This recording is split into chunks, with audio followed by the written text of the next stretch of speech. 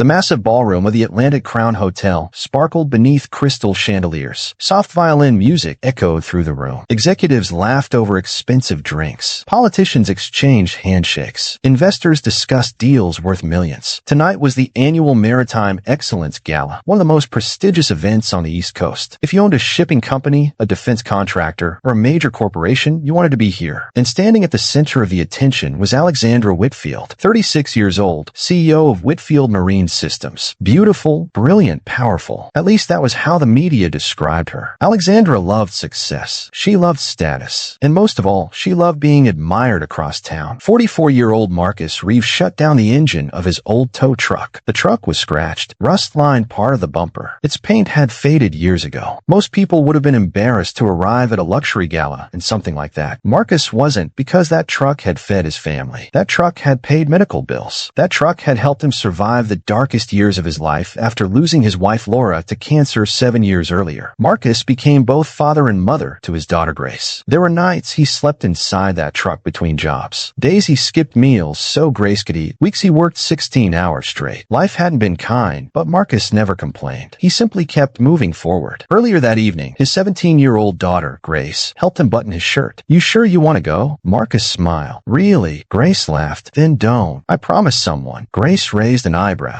"Ooh." Marcus looked at the invitation. The sender's name was unfamiliar. The event organizers had personally requested his attendance. No explanation, no details, just a special guest invitation. Grace shrugged. She adjusted his collar. "Don't scare the rich people." Marcus laughed. "Survive." 20 minutes later, Marcus entered the ballroom and immediately felt hundreds of eyes on him. Not because people recognized him, because they didn't. His suit wasn't expensive. His shoes weren't polished enough. His watch wasn't designer. To the people inside that room, he looked completely out of place. Whispers spread instantly. Who invited him? Is he staff? Maybe maintenance? Wrong event. Marcus ignored it. He'd heard worse. Far worse. He calmly walked toward the refreshment table and poured himself a glass of water. Unfortunately, someone noticed. Alexandra Whitfield, the CEO herself, standing with several wealthy executives. Alexandra glanced toward Marcus, then frowned because she didn't recognize him. And in her world, people she didn't recognize usually weren't important. She crossed the ballroom. Several guests followed, sensing entertainment. Marcus noticed her approaching. He offered a polite nod. "Good evening." Alexandra looked him up and down slowly, deliberately. The room grew quieter. "Can I help you?" "Actually," Alexandra crossed her arms. "I was wondering the same thing." Several nearby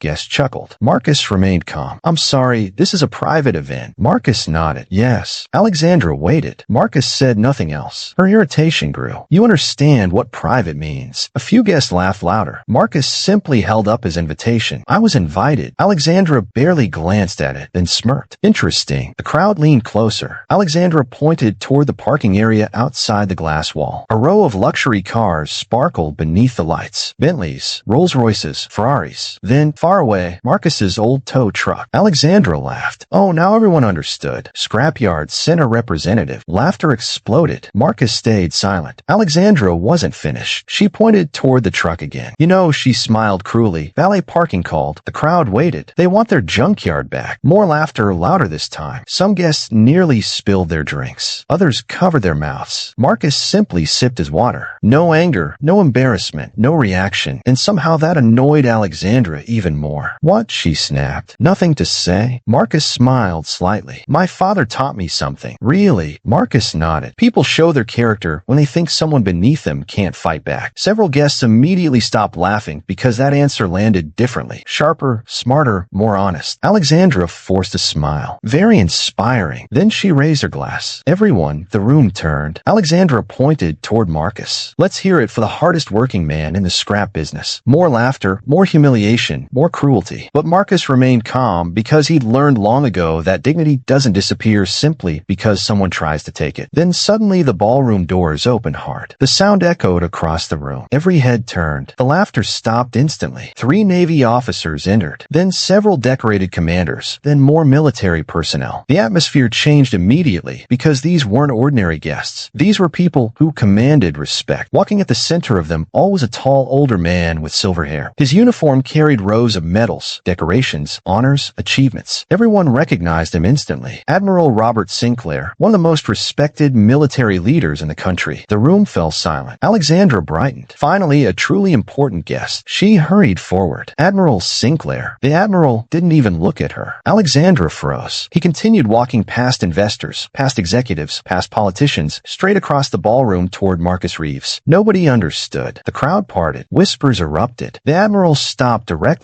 in front of Marcus. For 1 second, the room became completely silent. Then the Admiral smiled, a genuine smile, the kind reserved for people deeply respected. Then he spoke words that changed everything. Marcus Reeves. The room froze. Alexandra's smile vanished. Because the Admiral didn't simply know him. He knew him personally. Marcus nodded. "Good to see you, Admiral." Several guests gasped. "Good to see you," the Admiral said like old friends. He extended his hand immediately. Both men shook hands firmly, respectfully. The Admiral laughed. "It's been too long." Marcus smiled. "About 15 years." The Admiral turned toward the stunned crowd. Then his expression became serious. Very serious. He looked directly at Alexandra, then asked one simple question. "Has anyone here bothered asking this man who he is?" Nobody answered, because nobody had. Not one person. The Admiral slowly shook his head, disappointed. Then he pointed toward Marcus and spoke words that instantly transformed the room. "You're looking at the man who saved 37 sailors during the Atlantic harbor disaster." Gasps echoed everywhere. Alexandra's face lost color. The Admiral continued. "When everyone else ran away," he paused, "this man drove directly into danger." The ballroom stood frozen. Nobody moved. Nobody spoke. And as Admiral Sinclair prepared to reveal the full story of what Marcus Reeves had done 15 years earlier, every person in the room realized something terrifying. They hadn't been mocking an ordinary single father. They had been mocking a hero. If this story moved you, hit subscribe to USA Enlightened Stories for more, and drop a comment below to let us know what you thought.